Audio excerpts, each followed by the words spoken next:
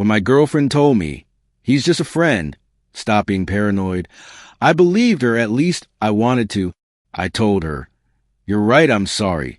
But deep down, something felt wrong.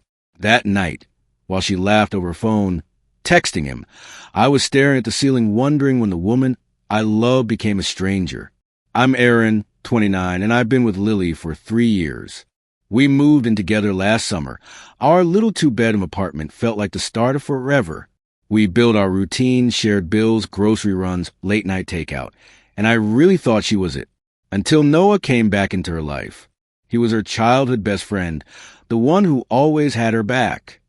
I didn't think much of it when she mentioned he'd moved to our city, until coffee dates started turning into 3-hour hangouts, and study sessions for her master's program kept going later and later.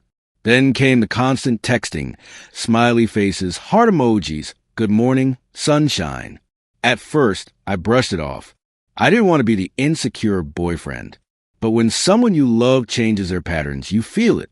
She started dressing up more, wearing perfume I bought her for our anniversary just to study, and her phone suddenly had a new passcode. I tried to talk to her gently one night. Lily, I don't mean to sound jealous, but I'm not comfortable with how close you are with Noah. She sighed, rolling her eyes. Aaron, he's like a brother to me. You seriously need to chill.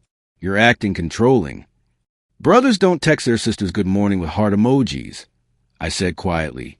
She slammed her phone down. Oh my God, you're ridiculous.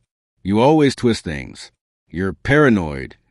And just like that, the conversation ended, with me feeling like the villain for daring to question her. That became the pattern. Every time I brought it up, she'd turn around. You're insecure. You don't trust me. Maybe you need therapy. She made me doubt myself, made me question if I was imagining everything. Her friends started giving me weird looks too. Word got around. Apparently, I was a possessive guy who couldn't handle his girlfriend having male friends. I began second-guessing everything I said, afraid of confirming their picture of me. Then one Friday evening, 2 weeks ago, she was getting ready for another one of those study nights. She looked stunning. Jeans that fit too perfectly, full makeup, hair curled, the scent of her favorite vanilla perfume filling the room. You look nice for studying, I said, half joking. She glared at me like I'd insulted her. You know what, Aaron? I can't do this anymore. You're always suspicious, always judging. Either trust me or don't, but I'm not living under interrogation. She grabbed her bag, furious.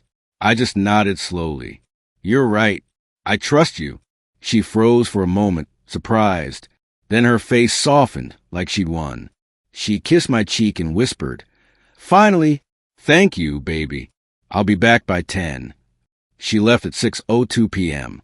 I watched her Uber drive away through the window, heart pounding, not from jealousy, but from clarity. For the first time in months, I stopped questioning myself. I knew something was wrong. I waited 5 minutes. Then I called the number I found earlier that day. Ray Donovan Investigations. A calm voice answered. Hi, I said, gripping my phone tight. I need to find out if my girlfriend is cheating on me. Ray was a retired cop, the kind of guy who sounded like he'd seen everything. He didn't ask for drama, just facts. 3 days of surveillance should be enough, he said. If she's hiding something, we'll know. I gave him her schedule, her photo, her car model, and a pit formed in my stomach as I realized what I was doing. I wasn't a jealous boyfriend anymore. I was the man who'd been made to feel crazy for trusting his instincts. The next few days were hell. I barely slept, checking my phone every hour. I wanted to be wrong so badly. I wanted those photos to show her doing something innocent, laughing with friends, sitting at a cafe, maybe studying for real. But the first message from Ray came on day 1. Coffee date lasted 3 hours. Lots of touching, hand on his arm. Not conclusive yet, but intimate. My heart dropped. I stared at the photo of her smiling at Noah in a cafe we used to go to together, her hand on his sleeve, eyes full of warmth I hadn't seen in weeks. Day 2, I asked her casually, how was shopping with your sister? She smiled. It was great. We got some cute stuff. I nodded, hiding my shaking hands. because Ray had already texted me that she spent the afternoon with Noah at an art gallery, holding hands, kissing outside at 3:47 p.m. I stared at those pictures until my vision blurred. That night, I couldn't eat. Couldn't even look at her when she came home humming, pretending everything was fine. I slept on the couch. Then came day 3, the night that changed everything. She told me she had a late lab at university. Ray followed them to the Marriott downtown. Checked in at 7:23 p.m. together. Same elevator, his arm around her. Pictures of them kissing. I sat in our living room, staring at my phone in silence. 3 years of my life collapsing into a few blurry photos. Ray texted, room 412. They just ordered room service. Want me to keep watching? My reply was simple. No, I've seen enough. I sat there for a long time. No tears, no screaming, just quiet rage. Then I picked up my phone again and called my best friend. Tyler, I need you to come with me somewhere, I said. And bring your phone. Record everything. He hesitated. What's going on? Lily's cheating, I said flatly, and I'm about to prove it. Tyler pulled up in front of my building 20 minutes later. He didn't ask questions, just handed me a bottle of water and said quietly, let's go. The drive to the Marriott was silent. Streetlights flashed over the windshield, and I could feel my pulse in my throat. Tyler finally asked, you sure you want to do this? She made me think I was crazy, I said. She lied to me every single day while calling me paranoid. I need to look her in the eyes when it falls apart. We parked, walked to the lobby like we belonged there, straight to the elevator. 4th floor, room 412. My heart felt like a drum inside my chest, but my hands didn't shake. I knocked once. Nothing. Then again, harder. There was scrambling inside, footsteps, whispers, a muffled wait. I knocked a 3rd time. Lily opened the door. After a few seconds, the door cracked open. She stood there in a white hotel robe, hair messy, lipstick smeared, eyes wide like a deer caught in headlights. Aaron? What? How? I forced a smile. Hey, baby. Thought I'd surprise you at your late lab. Her face drained of color. She tried to close the door, but I put my foot in the gap. Don't. Just don't. Aaron, this isn't what it looks like. I actually laughed. I couldn't help it. You're still going to say that? After all this? Then Noah appeared behind her, shirtless. Try to act tough. Yo, man, maybe you should leave before this gets... Before this gets what? Tyler said, stepping into view with his phone raised, recording. You gonna fight us with your dick hanging out? Noah froze. Lily's face twisted between guilt and panic. She swayed like she was gonna pass out, and then she actually did, just collapsed. Noah caught her awkwardly calling, Lily, babe, wake up, babe. He called her babe. My stomach twisted, but I kept my voice steady. You might want to button your pants before the paramedics see you like that. While he tried to wake her, I stepped inside. The room looked like a disaster. Clothes everywhere. Champagne bottle half empty. Food trays on the nightstand. Bed completely wrecked. Yeah, no, studying happened here. Tyler's phone kept rolling as Lily came to, groaning softly. When she saw me standing there, she started to cry. Aaron, please, let me explain. Explain what? I said, snapping a few pictures. How he's your brother? How I'm controlling and jealous? You've been sleeping with him for at least 2 weeks. My PI has everything. Try again. She covered her face, sobbing. You hired someone to spy on me? That's insane. No, Lily, you made me insane. You made me doubt myself, doubt my instincts, question my sanity. I didn't spy on you. I confirmed the truth. Noah muttered, look, man, we didn't mean for this to happen, all right? We just... Shut up, I said, not even looking at him. You're not part of this conversation. You're just a mistake she'll regret. I looked back at Lily. 3 years, Lily. I gave you everything. My time, my love, my trust. And you made me the villain. You told everyone I was crazy while you were sneaking around with him. I'm sorry, she sobbed. It didn't mean anything. It was a mistake. Cool, I said coldly. Pack your stuff. You've got until Sunday to get out of my apartment. She gasped. Aaron, please. We can work through this. I love you. It was just... Stop. I opened the door. You loved the attention, not me. You wanted someone to blame when you got bored. I'm done being that person. She reached out, crying harder. You can't tell anyone, please. My family, my friends. Oh, don't worry, I said with a bitter laugh. They'll know. All those people who think I'm the controlling boyfriend, they'll find out exactly what kind of person you really are. I walked out, Tyler behind me, recording her begging as the door closed. In the elevator, silence filled the space until Tyler said quietly, You good, man? I stared at the floor numbers ticking down. No, I admitted, but I will be. That night, I didn't sleep. My phone blew up, calls from her, texts that started with please talk to me and turned into you're ruining my life. Then into I'll kill myself if you don't forgive me. I called her sister, Rachel, and told her to check on Lily. Rachel was confused. She had no idea Lily had been using her as an alibi for shopping trips. When she found out the truth, she was furious. The next morning, my post went up. When she tells you he's just a friend, but your PI finds him at the Marriott. 3 years wasted. Trust your gut, fellas. No names. No photos. Just the truth. But everyone knew. By the afternoon, Lily's friends were calling. Some defending her. Others quietly unfriending her. Her mom texted me a long paragraph about how I'd violated her daughter's privacy and stalked her. I didn't reply. Instead, I packed her belongings, neatly, calmly, like I was cleaning up after a storm. When she showed up that Saturday with her mom and her best friend, Kayla, she tried to act composed, but her eyes were swollen from crying. Her mom stormed in first. How dare you put my daughter through this? Hiring someone to follow her? You're sick. I didn't even argue.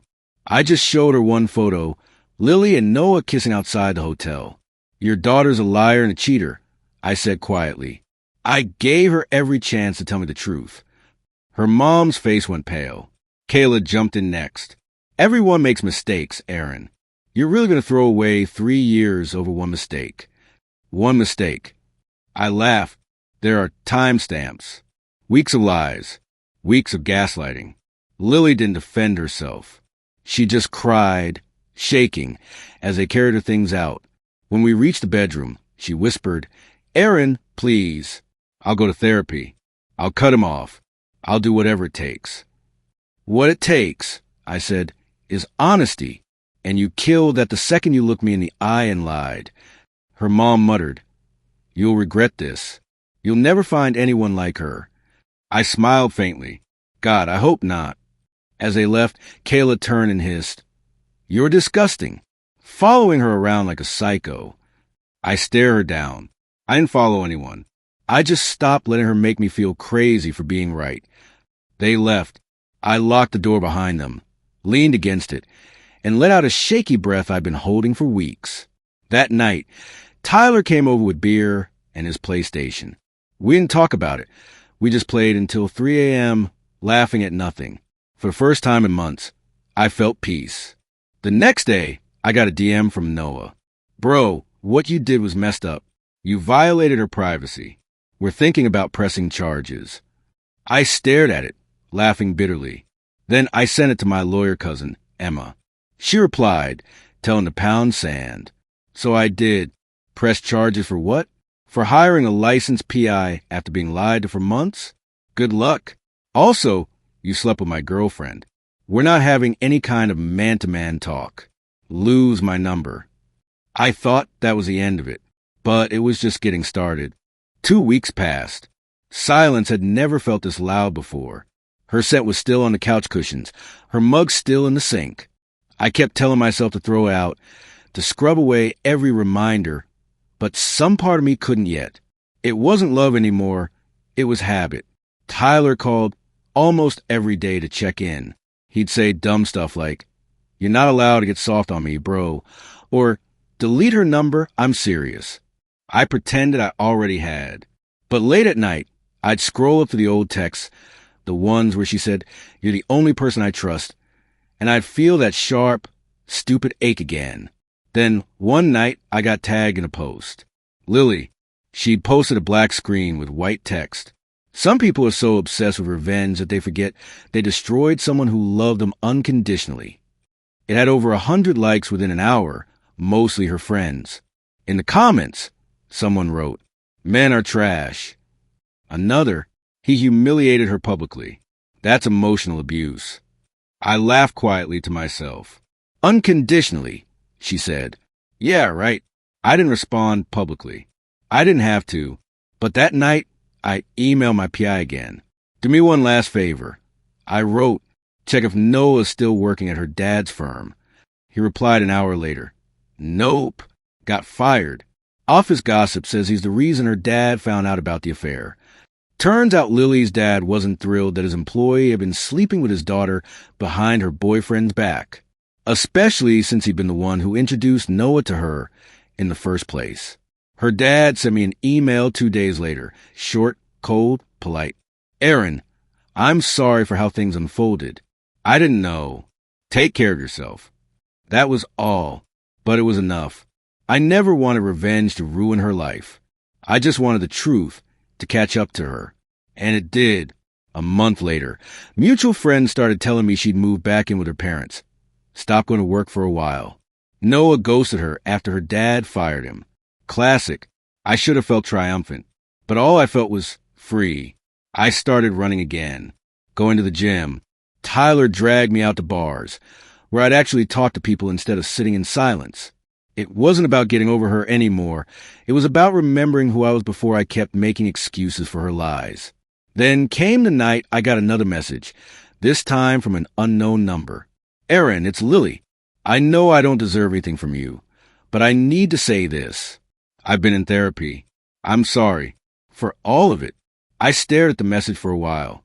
She didn't ask for forgiveness. She didn't ask to come back. Just, "Sorry." And somehow, that made it real. I typed, "I hope you find peace. Take care, Lily." Then I blocked the number. Months passed. One evening, I got invited to a local business networking event. Tyler practically shoved me out the door. "Go, man. Meet people. Live." I went, wearing a new suit, no expectations. That's where I met Hannah. She was standing by the bar, laughing at some guy's terrible joke. Her laugh had this warmth to it, the kind that fills a room instead of echoing in it. We talked for hours that night. Not about relationships or heartbreak, just life, music, travel, random dreams. She didn't ask what happened to me, and I didn't bring it up. It felt easy, effortless, like breathing. Weeks later, we started seeing each other. Slowly, carefully. No games. No hidden phones. The first time she asked, "You okay with this?" "With us." I said, "Yeah," because this time I'm not trying to fix anyone. And I meant it. One night, a few months after we met, Tyler and I were sitting on my balcony drinking beer. The city lights shimmered below us, and he grinned. "You ever think about what she's doing now?" I shrugged. "Not really." "Liar," he smirked. I smiled faintly. "Maybe sometimes. But it doesn't matter. She made her choices. And so did I." He raised his bottle. "To peace, then." "To peace," I said. We clinked bottles, and for the first time in what felt like years, I realized something. Revenge hadn't been about destroying her. It was about rebuilding me. A few months later, I got an email from someone named Rachel Martin, Lily's sister. "Hey, Aaron. Just wanted to say thank you for calling me that night. Things got bad for a while, but Lily's doing better now. She admitted everything in therapy. She said you saved her from herself." I didn't reply. I just smiled, not out of satisfaction, but closure, because in the end, the truth didn't just expose her lies. It healed the part of me that thought I wasn't enough. And that was a real revenge. Walking away, building a life so peaceful that her chaos couldn't reach me anymore.